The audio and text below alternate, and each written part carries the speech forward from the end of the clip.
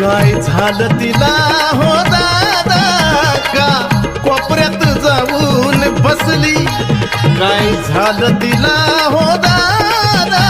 का कोपऱ्यात जाऊन बसली आणि एका तोळ्याच्या नतनीसाठी